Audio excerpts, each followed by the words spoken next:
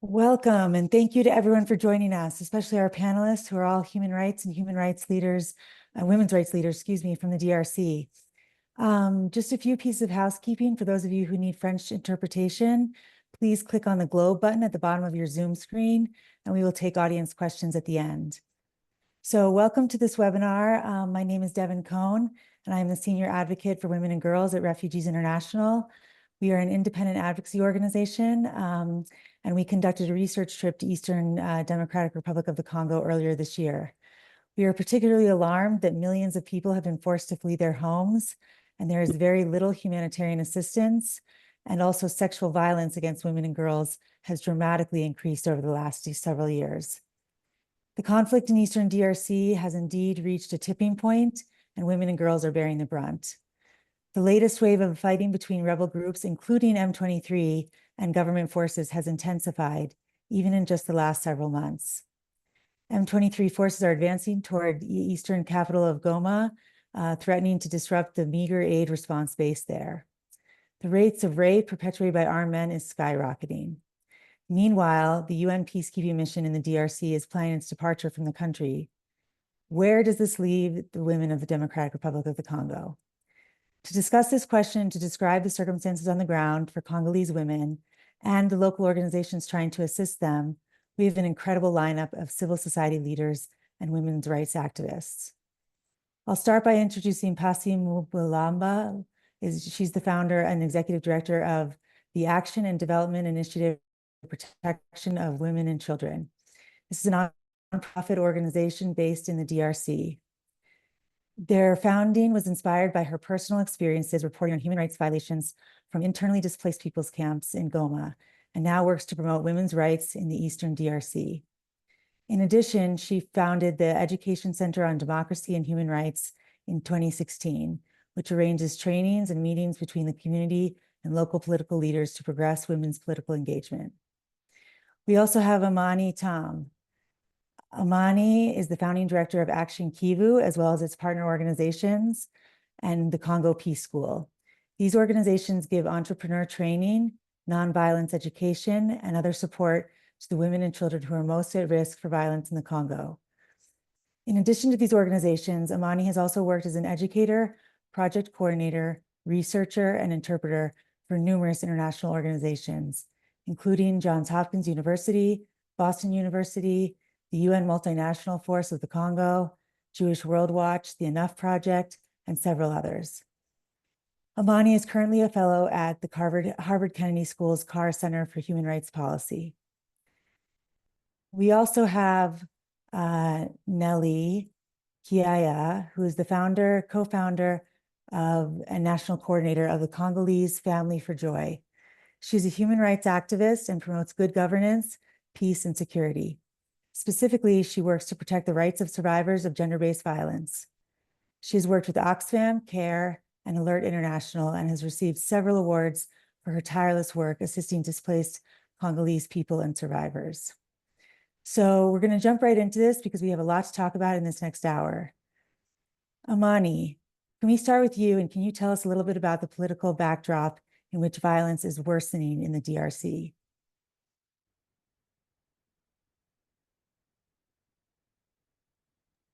Thank you very much, Devon, and thank you very much, Refugee International, for having this.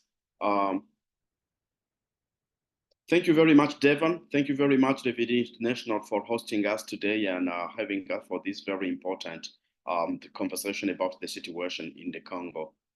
There is no way to talk about the ongoing crisis in the Congo without going back in the history, in brief history of the country, because what I see and the way I look at the situation, the ongoing situation on the ground today, I see, unfortunately, history repeating itself over and over again. When we go back during the colonial period, during the time of King Leopold II, what happened with 10 million people as a result of brutal economic exploitation of natural resources by that time is exactly what is happening in today.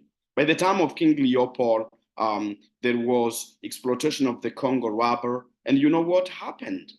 You know what happened to power the economy of the automobile industry?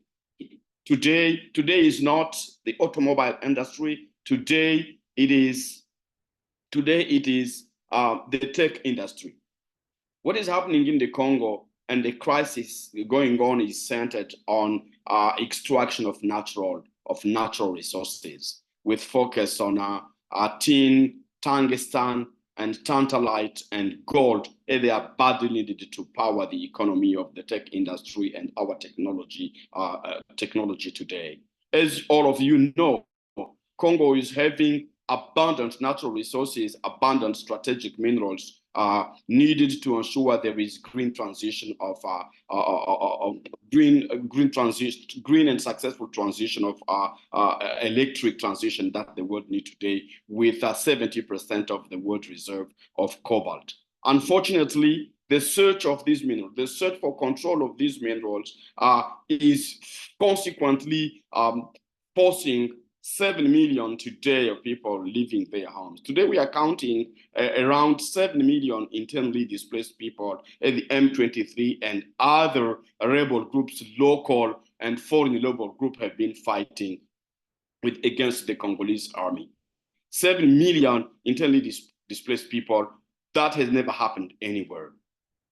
As we are talking about the refugee situation, we are counting between 500 and 600 Congolese people being forced to flee their homes and are being registered in Ugandan refugees on the border between the northeast part of the Democratic Republic of Congo and Uganda. And these people are fleeing the conflict because they are afraid of being persecuted with the ongoing crisis happening on the ground. So going back, 10 million people during the King Leopold's time, and today around the exact same number. We see history repeating itself, and we feel like it is enough and not very much has been happening. Over the past month, we have seen escalation in this conflict, in this crisis, and we feel like something needs to be done. And we thank Refugee International for having this conversation today and start addressing these issues. We want the world to be aware of this underreported human rights crisis happening in the Congo, and having economic drivers, the exploitation of natural resources, especially minerals, which are at the center of this crisis. That's how I briefly look at the situation and what is happening right now. Thank you, Amani. Thank you for getting this important conversation started. And I want to turn to Pasi now. And Pasi, you've worked with women in the DRC, and you continue to work directly with women in the DRC. And so can you tell us a little bit about what they're experiencing today and why the rates of GBV are so high? Thank you so much. I think I will talk in French as we have interpretation. Sure, of course. OK. Merci à tout le monde et bonjour. Ici, c'est le soir. Je m'appelle Pasi Moubalama. Je suis la coordinatrice d'aide profane, comme cela a été présenté. Pour parler de la situation en RDC, je vais commencer par vous raconter une histoire. Et ça, c'est l'histoire des Zawadi. Zawadi, c'est une maman de 9 enfants, mais elle ne connaît pas le père de son dernier enfant. Vous allez me demander pourquoi? Parce qu'elle avait été violée lorsqu'elle fuyait les affrontements en quittant son village à cause de la guerre. Elle a été violée par 3 hommes armés non autrement identifiés et malheureusement, elle est tombée enceinte. Mais au vu de la situation et de toutes les discriminations que rencontrent les victimes de violences sexuelles, elle n'a pas pu dire à personne ce qui s'était réellement passé. Donc, elle a gardé cette grossesse. Le mari a pensé que c'était sa grossesse. Mais petit à petit, le mari, je ne sais pas par quel moyen, a appris qu'elle avait été violée. Le mari l'a chassée de la maison et par le fait que la nouvelle est sortie, que les gens savaient qu'elle avait été violée, elle a été discriminée, rejetée par beaucoup de gens dans sa communauté. Voilà l'histoire des Awadi, mais cette histoire des Awadi, c'est des milliers de femmes congolaises qui chaque jour sont victimes des violences sexuelles et surtout des viols. La violence sexuelle en RDC est utilisée comme une arme de guerre et une arme politique. Euh, notre organisation Aide Profane travaille dans le camp des déplacés, mais dans le camp, vous ne pouvez pas imaginer les nombres des femmes chaque jour qui sont victimes des violences.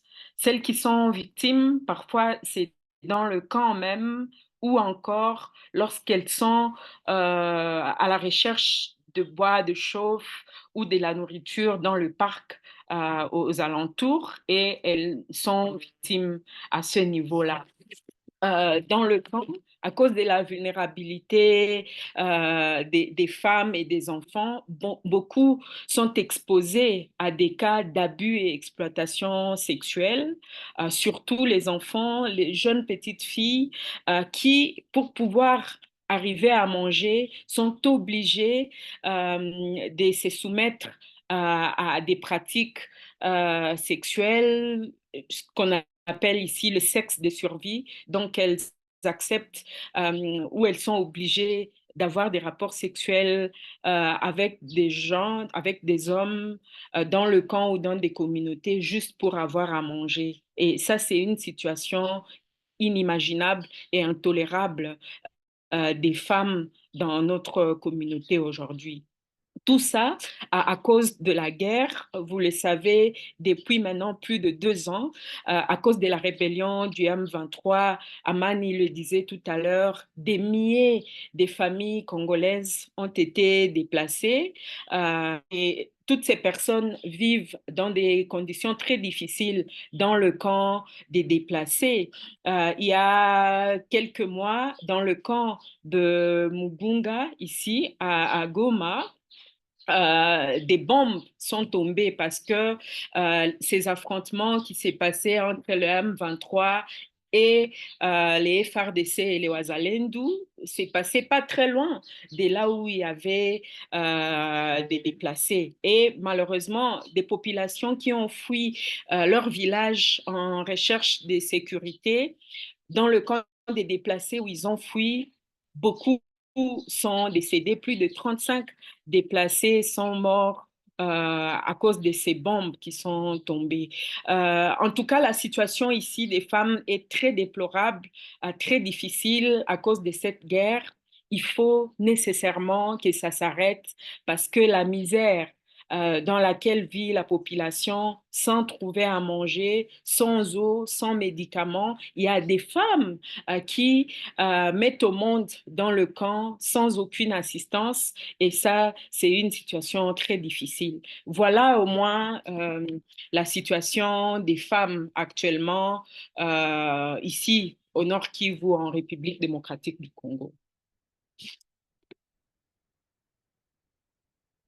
Thank you so much, Pasi. Thank you for giving us some really clear, concrete examples of what's happening and some specifics about certain cases and individuals.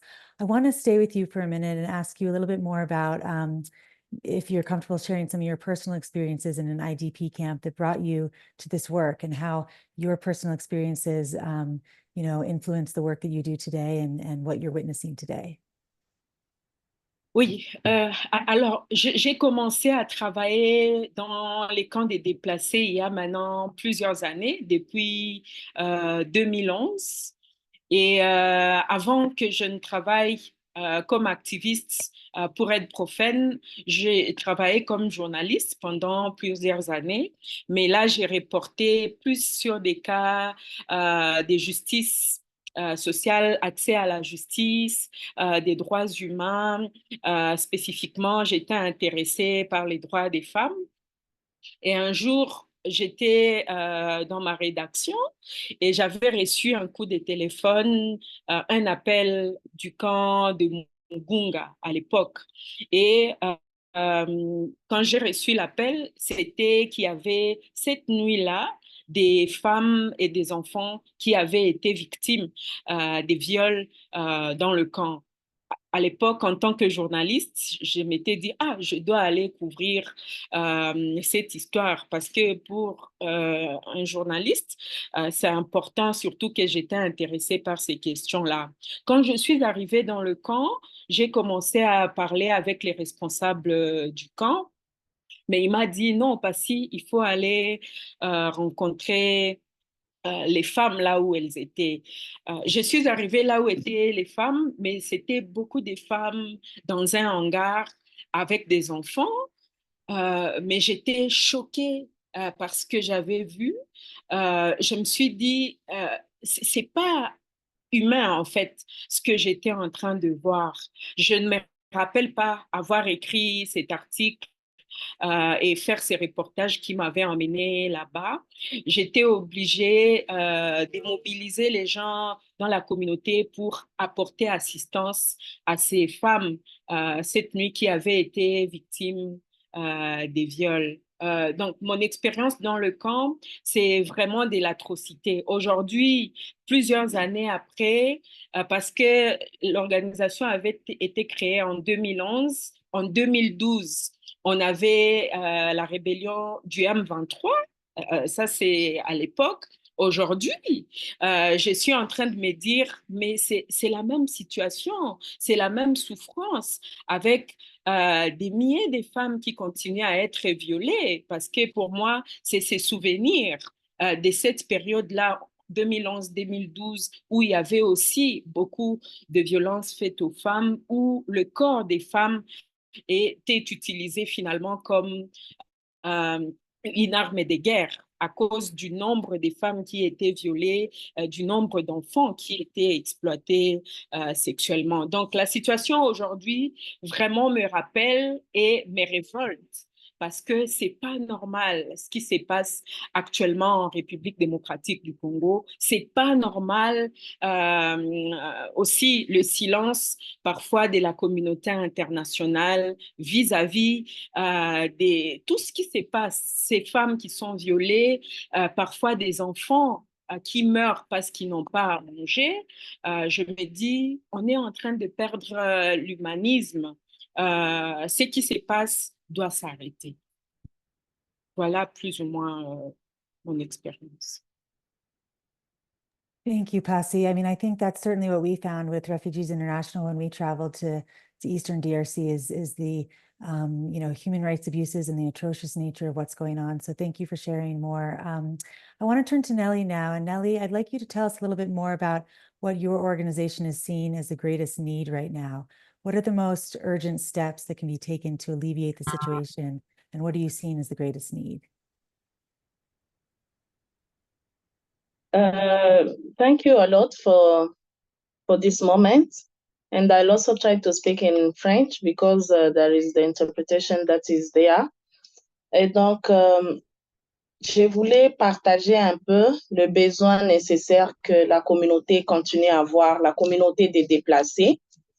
Mais en premier lieu, je voulais d'abord parler du grand plaidoyer qui est important pour chacun de nous à s'aligner pour voir comment est-ce qu'on peut soit déplacer les lignes de front, soit déplacer les IDP, les déplacés des guerres à côté des lignes de front. Ça veut dire que même quand les personnes se sont déplacées en quittant des villages vers d'autres villages ou des villes pour se réfugier, pour être en sécurité là-bas, mais malheureusement, il y a les lignes de front de l'armée qui est à côté et nous remarquons quelques dérapages où il y a des personnes qui sont en train de mourir en étant déjà dans les sites des déplacés. Mais à part cela, je voulais parler aussi en tant que d'abord organisation. C'est très important de comprendre que pour les organisations plus ou moins nationales, des organisations locales, on a aussi des difficultés d'accéder aux fonds humanitaires. Nous savons tous que surtout les organisations féminines sont en première ligne de front avec les situations que nous traversons. Même quand la réponse humanitaire, il faut encore des réunions pour décider si les aides peuvent venir, comment ils vont venir. Ces organisations sont là, les organisations féminines, les organisations dirigées par les femmes et d'autres organisations nationales. Ils sont là et répondent déjà de leur mieux, quelles que soient les difficultés financières, mais ils sont là pour leur communauté. Mais quand même, les critères d'éligibilité face à l'accès aux fonds humanitaires continuent à poser problème, continuent à être un obstacle pour ces organisations de faire plus pour sa communauté. Vous allez remarquer avec moi qu'il y a certaines organisations, certaines personnes, par exemple, moi, je peux prendre même une moto pour, ou même faire les pieds pour aller dans un site de déplacés. La communauté victime, je dirais, ou survivante, se retrouve en moi. Ils se sentent à l'aise, ils se rapprochent plus de moi que quand il y a ces grandes organisations qui viennent avec de gros véhicules et tout, ce n'est pas une discrimination, ce n'est pas un rejet, mais quand même le fait que pour cette communauté de comprendre que nous sommes en train de traverser la même chose nous rapproche et nous met en même. Nous nous retrouvons dans des situations où nous sommes plus consultés pour des évaluations rapides des situations, mais pour la réponse humanitaire, ces organisations sont bloquées par des critères d'éligibilité. J'aimerais revenir encore une fois maintenant sur les bénéficiaires ou les déplacés. Je crois que c'est assez important de revenir sur la question des résiliences. Ce qui est urgent, c'est de voir comment est-ce que nous serons capables d'amener la communauté qui s'est déplacée à être résilient, à travailler et à se débrouiller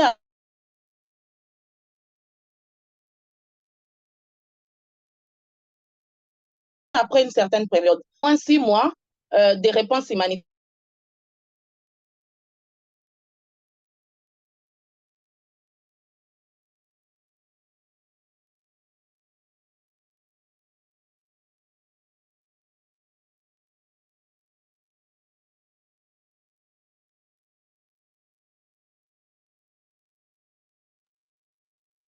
Devin. I think we lost Nelly. I think we lost Nelly, so maybe we can turn to Amani again, and we'll try to pick Nelly back up when she gets back online. Nelly, can you hear us? Nelly? I'm not hearing Nelly, so let me go to Amani. Amani, can you hear us? de la typhoïde que mon corps s'est adapté et que je peux survivre avec. Donc, bien que nous traversons des situations très difficiles et qui viennent de prendre le temps, mais il y a toujours ces besoins. Nous continuons à enregistrer des morts, pas sur les lignes de front, pas sur les lignes de guerre, mais des morts de malnutrition parce que de plus en plus, il y a diminution des aides humanitaires et ça cause problème. D'où l'importance de focaliser nos efforts sur les livelihoods, le programme de livelihood où on va retrouver en train de travailler sur les renforcements de l'entrepreneuriat, ces personnes déplacées, bien qu'en situation de difficultés, de vulnérabilité, ils ont des potentialités en eux et on peut capitaliser les talents de chacun pour survivre. On peut capitaliser de programmes agricoles pour les amener, si l'aide humanitaire ne répond pas à tous les besoins, mais ici, ils ont des programmes peut-être en agriculture et tout. Ça va vraiment renforcer l'aspect de résilience, quoi, parce qu'elles vont travailler sur leur santé nutritionnelle pendant qu'ils sont en situation de difficulté de déplacement. Je voulais aussi parler de l'aspect du cash. Nous sommes tous d'accord, du cash et de crédit. Nous sommes tous d'accord qu'il y a un problème de réponse, de la permanence de la réponse humanitaire dans le milieu, mais c'est assez important pour nous de comprendre que si nous parvenons à donner de l'aide qui va jusqu'au cash, qui répond aussi et qu'ils ont un programme d'épargne, ça va permettre à être plus résilient dans la communauté. Je ne vais pas laisser l'aspect de la santé sexuelle et reproductive fort malheureusement, parce que comme Madame Passy vient de le dire, la communauté continue à être touchée par les situations que nous traversons maintenant et fort malheureusement, le viol et toute forme de violence basée sur le genre continue à frapper notre communauté. Donc, ces victimes ou ces déplacés se retrouvent en même temps et victimes des abus de tout genre, même dans certains milieux où se sont déplacés. Donc, des réponses centrées sur la santé sexuelle et reproductive où on associe et les hommes, et les femmes, et les jeunes. Ça va nous aider à protéger encore une fois de plus la communauté.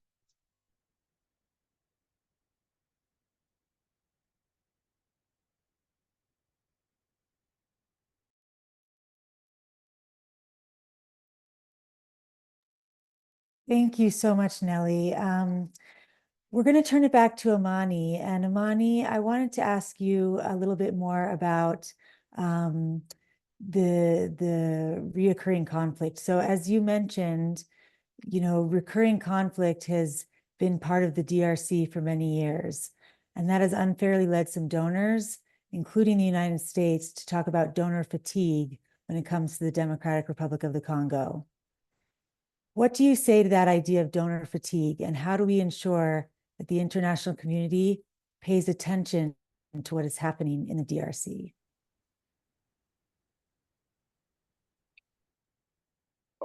Thank you very much, Devon. But I lost you, and I didn't catch the last portion of the question. Sure. I was just asking, you know, there are some donors, including the United States. Devon, I lost you. I lost the last portion of the. Yes, can you hear me now? Yeah. Great. Yeah, I can. Great. I was just saying that, you know, you've talked about how conflict has been part of the DRC for a long time, and that has unfairly led some donors, including the United States, to talk about donor fatigue. So can you say a little bit more about that, and how do we ensure that the international community pays attention to what is happening in the DRC and doesn't refer to this donor fatigue that sometimes people refer to? Thank you. But I really don't understand how can people talk about donor fatigue in the middle of an under-reported human rights crisis. I don't know how people can talk about donor fatigue in the face of 7 million people being forced to flee their homes and become internally displaced people. I don't understand the reason why and which response that can be talking about donor fatigue when 500, 600 people are being forced to become refugees and cross the border on a daily basis. I think it is high time the international community, including the United States of America, to look at the situation in the Congo by addressing the root causes of the problem. These crises in the Congo have been occurring over and over because most of the time people don't look at the root causes of the conflict. When I'm going to go back to the mineral and natural resources extraction. I think it is high time the world and the international community to look what Congo is able to offer to the world, but with respect of human rights. I would like to ask the United States of America to make sure their foreign policy with Congo are really implemented, including making sure Congo is at peace with its neighboring countries, forcing Congo and its neighboring countries to make sure there is peace and people are not really being killed on a daily basis. I think it is not time to talk about donor fatigue in a situation where children are dying of severe malnutrition and women, elderly people, and pregnant women. It is not time to talk about donor fatigue in the face of a situation where rape has continued being used as a weapon of war.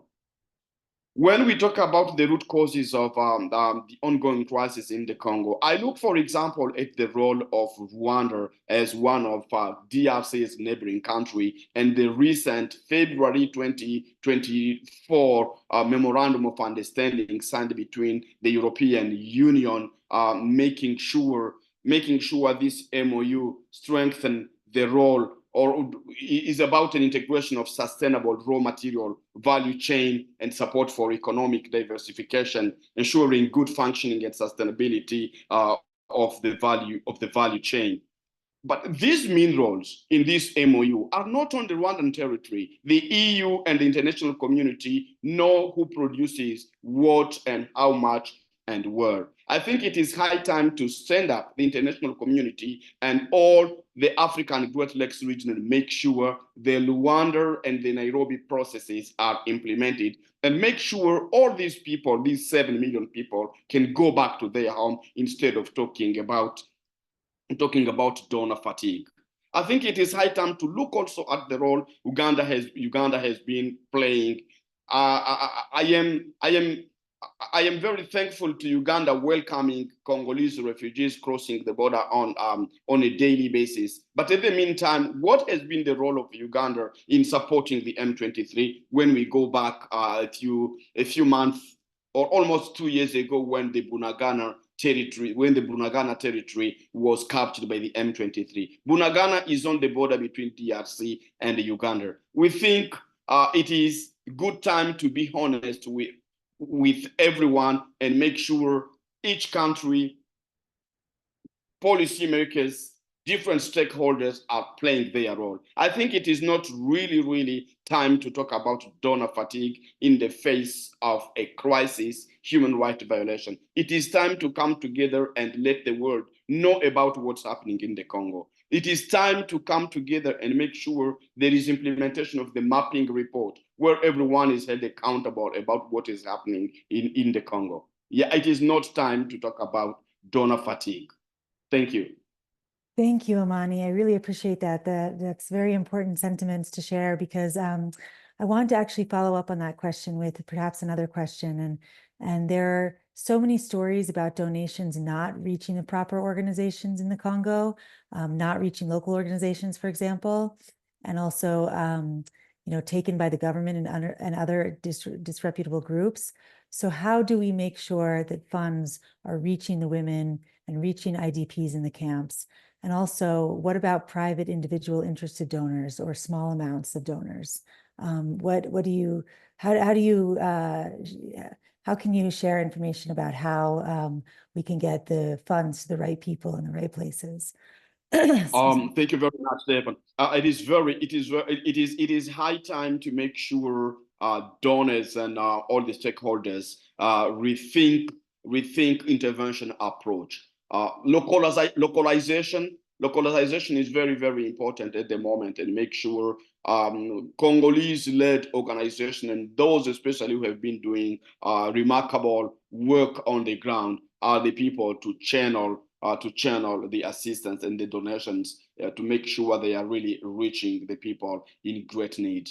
I am aware of an emergency, the Congo emergency campaign that PACI and other different organizations, including Action Kivu, launched a few months ago. And 2 days ago, PACI was in an IDP camp making sure internally displaced people are being provided with humanitarian assistance, with food and non-food items. That is supporting directly the people in need without making sure there are embezzlement of funds going to people in need. It is high time to rethink the intervention approach and making sure organization on the ground, grassroots organization, Congolese organization, of course, can work jointly with other organizations on the ground and make sure the interventions are reaching the people in great need. It is urgent now. Thank you, Amani. PACI, I'm going to turn it back to you. And you already told us a little bit about what women are experiencing in the IDP camps and in Eastern Congo. But can you tell us a little bit more about what this audience in particular should understand? One of the most important things that people should understand about what women are experiencing in the DRC and what you think the most urgent solutions are to the crisis. Thank you, Devon. Oui, merci beaucoup. Je pense que ce que les femmes sont en train de vivre maintenant, c'est inacceptable. Parfois, je manque le mot pour expliquer la situation des femmes dans le camp. Parce que quand elles sont dans le camp, s'imaginer que pour avoir à manger, elles doivent aller dans le parc rechercher du bois en sachant que là-bas, elles peuvent être violées à tout moment, ça, c'est inacceptable et je n'arrive pas à me l'expliquer. Je pense que, comme Amani le disait, par rapport au Congo fatigue, pour moi, je me dis, on ne doit pas se fatiguer. Les gens aux États-Unis ne doivent pas se fatiguer. Parce que imaginez que c'est des femmes, que la situation qui se passe maintenant au Congo est en train de se passer aux États-Unis. Je suis très sûre que dans quelques minutes, vous allez tout faire pour arrêter ça. Parce que c'est des générations et des générations qui sont en train d'être détruites. Et pour moi, je me demande où se trouve la place de la solidarité internationale. Comment des femmes, des enfants peuvent être en train d'être tués sous les yeux des États-Unis? On connaît la puissance des États-Unis. On connaît que si les États-Unis demandent à ce que cette guerre s'arrête, ça va s'arrêter. On connaît que en fait, les États-Unis peuvent tout faire pour arrêter ça. Mais pourquoi on n'arrête pas cette guerre? Il y a quelques semaines, pas quelques semaines, pardon, il y a quelques jours, les États-Unis ont demandé à ce qu'il y ait cette trêve humanitaire. Ça veut dire que pendant 2 semaines, on a demandé au M23 et FARDC de ne pas se battre. Et oui, maintenant c'est un peu calme. Ça montre qu'il y a cette volonté. Pourquoi le faire pour 2 semaines si on a la possibilité de demander à ce que ça s'arrête et que ça s'arrête? Pour moi, les gens sont en train de mourir, la population est en train de mourir, nous sommes en train de mourir et je ne comprends pas le silence de la communauté internationale par rapport à tout ce qui se passe. Aux États-Unis, l'audience qui est en train de nous suivre maintenant, je pense qu'il faut que ça s'arrête. Parce que tout le temps que je suis dans le camp des déplacés, que j'apporte l'assistance, on le disait tout à l'heure, il y a 2 jours, on a fait une distribution, on a donné un peu des haricots, de la farine aux déplacés. Ils étaient très contents, mais le message qu'ils nous ont envoyé après, ils ont dit, il faut que la paix revienne. Nous avons besoin de la paix parce que s'il y a la paix chez nous, nous pouvons cultiver, nous pouvons trouver à manger. Et je sais que les personnes qui sont en train de nous suivre ici peuvent faire quelque chose. Je vous demande de penser 2 secondes à ces femmes, à ces enfants qui se retrouvent dans le camp. Imaginez que ce sont vos filles, imaginez que ce sont vos femmes qui subissent ce qui se passe maintenant. C'est inacceptable, c'est intolérable. On devait avoir honte que des populations en RDC continuent à mourir. Je sais que beaucoup vont me dire c'est la responsabilité du gouvernement congolais de pouvoir assurer la sécurité de la population ici. Oui, c'est la responsabilité du gouvernement et nous, on fait tout notre plaidoyer pour se rassurer que le gouvernement peut faire ce qu'il fait. Mais en même temps, les causes sont diverses et variées, mais on voit quand même que les pays qui sont impliqués directement dans cette guerre, notamment le Rwanda, qui maintenant depuis plusieurs années soutient le M23, continue à recevoir tout l'appui des États-Unis. Et moi, je pense que c'est inacceptable que les États-Unis continuent à appuyer un pays, malheureusement, qui est impliqué dans des crimes graves, des crimes contre l'humanité. On sait tous les rapports des Nations Unies, des experts, les rapports des organisations de la société civile que nous sommes et beaucoup d'autres ont à maintes reprises appelé pour que ça s'arrête, mais ça ne s'arrête pas. Je sais que ce qui est en jeu, c'est parfois les intérêts diplomatiques, les intérêts économiques, mais je pense qu'on devait aller au-delà de ces intérêts économiques, on devait aller au-delà de toute cette diplomatie, parce que pour moi, il n'y aura pas de diplomatie lorsque des populations sont en train de mourir derrière. Le sang de la population congolaise est en train d'écouler, des femmes, des enfants, des petits enfants qui sont en train d'être violés.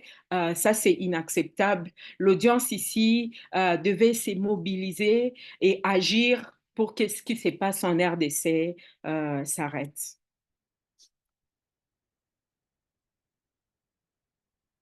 Thank you so much, Pasi. I think we, we at Refugees International certainly agree. Nelly, I want to turn to you now and ask you about, in your incredibly difficult work on the ground and directly with women and girls, what is keeping you hopeful? Where do you see hope in the future of the situation?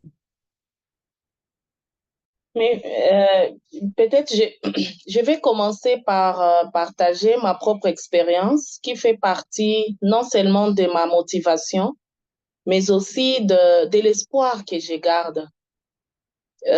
En 1994, il y a eu la guerre qui s'est déclenchée au Rwanda et il y a eu déplacement de Rwandais vers la RDC. C'était pas déjà facile pour nous de supporter. J'étais encore petite, autour de 10 ans, mais ça a été très difficile de voir tous ces corps de morts dans les routes, partout. C'était déjà très difficile à supporter. Mais après, il y a eu 2006 qui a toqué aussi à la porte avec l'entrée de Mosée Laurent Désiré Kabila. J'avais autour de 12 ans.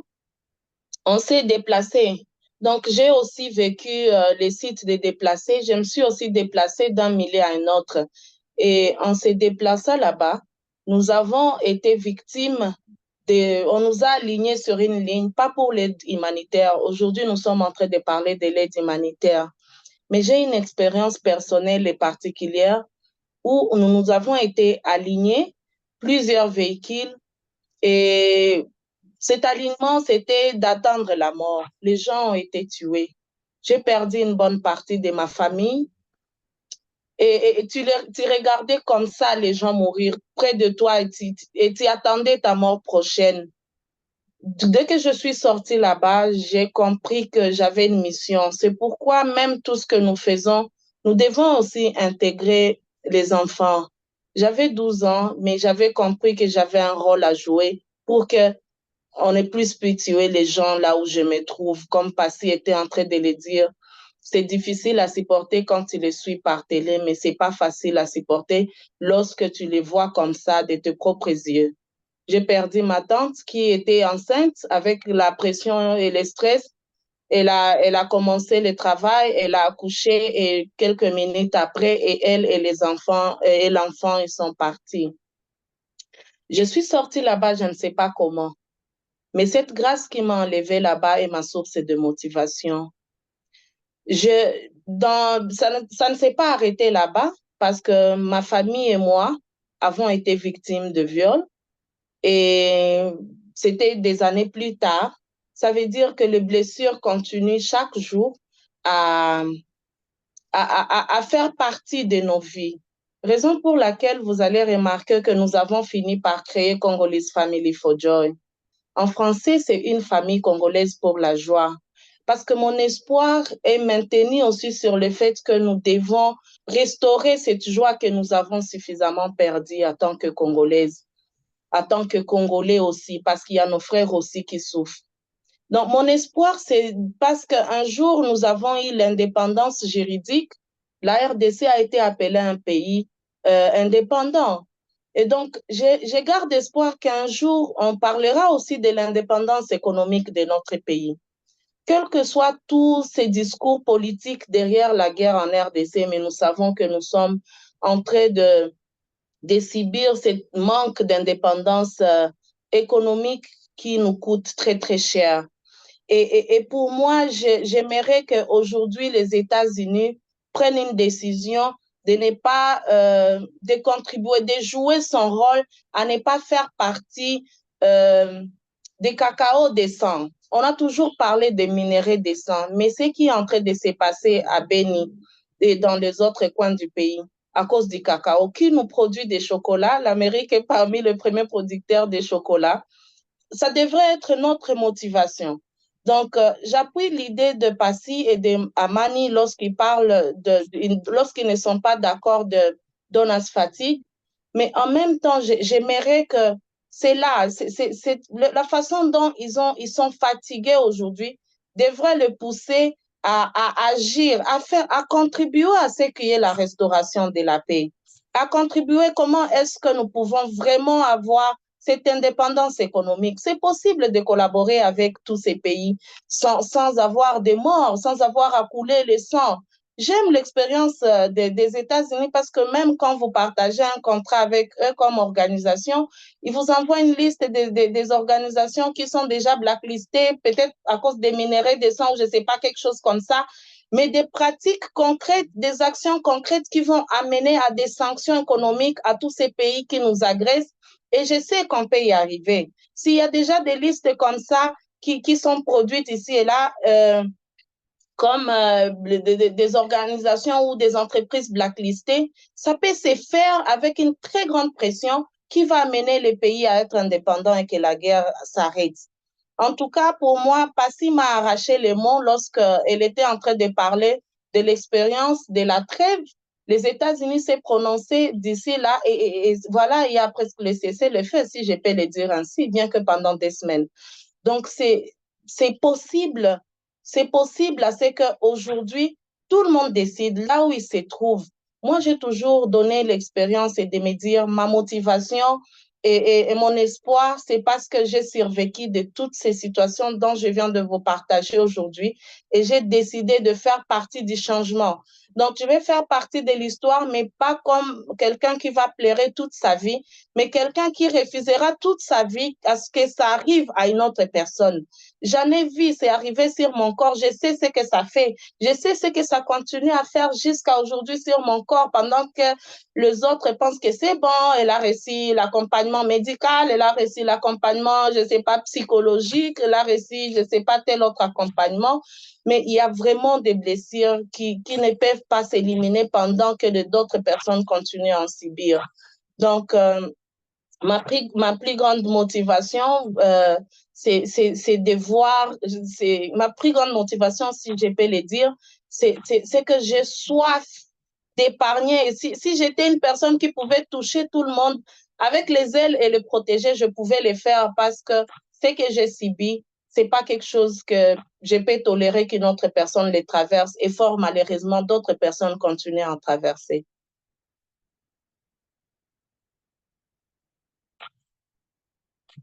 Thank you, Nelly. Thank you for sharing your motivations and you know the possibilities for the future, for a better future. And so I'm going to ask our speakers if they, I think that's a great way to end and then turn to some questions, but I want to ask our speakers if they have any other final comments. Amani, I see your hand, so we'll turn to Amani, but if the speakers have any other final comments, we'll take those, and then we'll have a few minutes at the end to take some audience questions which have come in. Thanks, Amani, go ahead. Thanks very much, Devon, and I want to thank everyone who have taken their time to be on this call. My final comment is there should be no donor fatigue, but people should be tired of seeing masses of people being killed every day. So enough is enough. The war must stop. The economy of war must stop. In the Democratic Republic of Congo and the entire African Great Lakes region. And my last comment is a question. Where has gone the power of the United States of America? Policymakers and everyone. Where has gone the power of the United States of America? In 2012, during the Obama administration, the M23, I don't remember what the M23, Goma was captured, and a 5 minute call by President Obama ended the war and ended bloodshed in the Democratic Republic of Congo. Can't that happen today? Why the world is so silent in the face of what is happening in the Congo? We want the end of the war. We want policies centered on human rights, on respect of human rights. We want the economy of war to stop, and it is going to benefit the natural resources of the Democratic Republic of Congo will benefit the rest of the world, especially America, if there is no war in the Congo. Thank you. Thank you, Amani. Unless I hear from Pasi or Nelly, let me turn to some audience questions. I'll start with a question from an audience member that asks, what are the efforts being made by Congolese civil society to support IDPs, and what can Americans do to support these efforts? I also want to add another question to that, just kind of bundle the questions together and ask, could people talk a little bit more about access issues that humanitarians are experiencing when trying to deliver humanitarian assistance? So both what are civil society organizations doing, and what are the challenges with delivering humanitarian assistance? Oui. Anyone want to take that first? Go ahead, Pasi. Oui. Par rapport au travail qui est fait par la société civile, je pense qu'il y a beaucoup qui est fait. On voit sur les terrains une forte mobilisation de la société civile ici à Goma. Des jeunes qui vont même dans le camp pour faire des donations. Et plusieurs organisations de la société civile. Notre organisation Aide Profane, par exemple, on travaille dans le camp des déplacés où on accompagne psychologiquement des survivantes de violences sexuelles et basées sur le genre, parce qu'il y a plusieurs typologies des violences. Mais on accompagne psychologiquement, on fait des référencements au niveau des hôpitaux pour la prise en charge. On fait aussi des sensibilisations dans la communauté dans le cadre de la promotion de la masculinité positive, parce que quand on parle des violences basées sur le genre, ça concerne tout le monde, les hommes et les femmes, mais la majorité des victimes, c'est souvent les femmes. Donc, on a des programmes pour sensibiliser les hommes à la masculinité positive, au respect des droits des femmes. Donc, il y a plusieurs activités avec des organisations de la société civile qui sont menées, bien que le financement, l'accès aux fonds reste très difficile, un défi important, mais quand même, avec les moyens de bord, parfois sans moyens, les organisations de la société civile sont dans le camp pour essayer d'assister le plus possible les populations déplacées. Par rapport à l'accès humanitaire,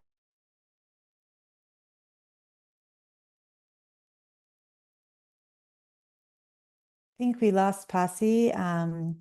Nelly, if you want to comment on this and humanitarian assistance getting to IDPs. Let me wait for Pasi to come back on. But Nelly, go ahead if you have some thoughts. Pasi, Yeah. go ahead, Nelly. Pasi, we lost you for a minute, so maybe you can pick up in a minute. Sorry. I think I have some problem with my internet. No problem. Yeah. Oui, donc je disais par rapport à l'accès humanitaire, l'accès est très, très, très difficile. Je vous donnerai l'exemple d'Aide Profane. Avant les affrontements, la guerre avec le M23, on travaillait dans les territoires de Rutshuru, dans le Masisi et dans les Lubero. Mais avec la guerre, quand le M23 a pris les contrôles de ces différents villages, c'était compliqué. On ne pouvait plus rester là-bas. Les équipes qui étaient sur les terrains ont évacué. Et ça, c'est partout là où on travaillait. dans toutes les zones qui étaient contrôlées par le M23, dont Kichanga, Mweso, Rubaya, et dans le Rutshuru, Kiwanja, et toute cette partie-là. Donc, l'accès est très difficile. Spécialement quand vous travaillez sur des questions de protection de droits humains, vous n'êtes pas les bienvenus dans ces zones. Il faut dire que Goma est un peu enclavé. Ça veut dire qu'on ne sait pas aller à Rutshuru, on ne sait pas aller à Masisi, on est vraiment à Goma et ça c'est très compliqué pour les humanitaires qui travaillent dans la zone. Je ne sais pas si vous l'avez appris, il y a quelques semaines, certains humanitaires ont été tués dans le Grand Nord. Bien sûr, avec toutes les tensions maintenant qu'il y a entre les communautés aussi. Et parfois, les gens, si vous êtes suspecté d'être du côté M23 ou en tout cas les communautés vous suspectent, il y a beaucoup de tensions vis-à-vis des humanitaires et vis-à-vis de la population de façon générale. Donc, l'accès humanitaire est très difficile. Le manque de fonds, des financements pour les organisations, parce qu'il faut dire aussi pour les pays européens, par rapport au fonds, la plupart des partenaires ont réduit sensiblement le fonds avec la crise de Ukraine et ça a aussi impacté aussi l'aide humanitaire ici en RDC. Voilà. Thank you, Pasi. We do have a couple more questions, but I'm going to let Nelly give us the final word and end our webinar that'll be ending in a few minutes. So, Nelly, go ahead. Je vais essayer de compléter Pasi par ce qu'elle vient de dire. Elle a parlé de l'accompagnement psychologique, mais aussi des activités de masculinité positive en termes de protection aux violences basées sur le genre. Mais il y a aussi les aspects, comme j'étais en train de dire, de santé sexuelle et reproductive pour lesquels nous sommes en train de travailler, les organisations de la société civile et particulièrement les organisations de femmes. Il y a aussi les caches, comme j'étais en train de le dire. Aujourd'hui, nous focalisons plus les efforts sur la résilience, le développement de mécanismes de résilience. Comment est-ce que, bien que déplacés, on va survivre encore plus de ce qu'on a eu. Donc, il y a maintenant l'accès aux caches, l'accès à des formations, un métier pour permettre à se déplacer de survivre un peu plus. Et puis, j'aimerais quand même partager certains défis que nous traversons, nous, en tant qu'organisation féminine, en plus de l'aspect de localisation, comme je l'avais déjà dit et je me suis fait compléter par Pasi et Amani. Il y a un gap qui s'est fait sentir lorsqu'il s'agit de la participation des femmes aux tables des négociations de paix. J'aimerais à ce que l'Amérique puisse s'aligner aussi à accompagner les femmes à participer aux tables des négociations. Vu que les femmes ne sont pas des leaders de groupes armés, elles sont non violentes, elles deviennent de plus en plus absentes dans des tables de négociations. Pourtant, d'une façon ou d'une autre, elles font partie prenante de tous ces processus. Et donc, et quelquefois, j'ai remarqué que les partenaires sont plus sur des évaluations qualitatives de la participation des femmes dans ces assises. Ils vont vous dire, ces femmes ont été là à 40%, à 50%, mais c'est sur les listes.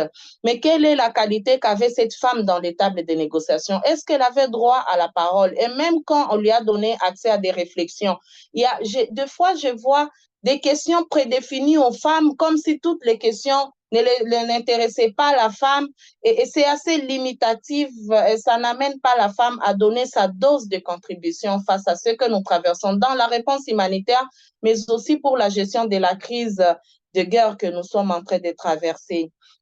Je ne peux pas quand même finir ces instances sans pour autant parler de cette guerre communicationnelle qui montre que nous, Congolais, nous sommes vraiment, je dirais, tribales et que les conflits sont plus ethniques. C'est vraiment une guerre qui se passe aussi dans ce sens parce que vous allez remarquer que dans notre pays, il y a plus de 400 et quelques tribus qui s'aiment beaucoup. On s'aime beaucoup, mais il y a ces facteurs externes qui viennent montrer l'image de cette division. Et vous allez même quelque part remarquer que c'est très difficile de tracer qui a fait quoi, parce qu'il y a du flou. Mais j'ai toujours donné l'exemple de nos frères Hutu, Tutsi, Nande, Congolais, des sang Houndé, mais tous, ils se retrouvent dans des sites de déplacés. Ils sont là et ils sont en train de prouver leur patriotisme. Ils sont en train de prouver que j'ai fait plus de 2 ans sur des pierres parce que je suis Congolais et je ne suis pas d'accord avec ce que le M23 est en train de faire. Je ne suis pas d'accord avec ce qui se passe dans l'Europlateau. Donc, il y a vraiment une opinion extérieure sur les ethnies congolaises et il y a une autre opinion et perception de la communauté. Donc, lorsque nous travaillons sur des questions en RDC et que nous tablons, nous sommes sur des grandes tables de négociation, que ces arguments-là ne vous fassent pas distraire pour tabler des conflits que les Congolais traversent comme étant des conflits internes, mais c'est vraiment des communications qui nous fragilisent, mais nous maintenons cet amour entre Congolais. D'ailleurs, nous aimons aussi nos voisins. C'est vraiment question d'intérêt plus politique que de nos communautés respectives. Merci beaucoup.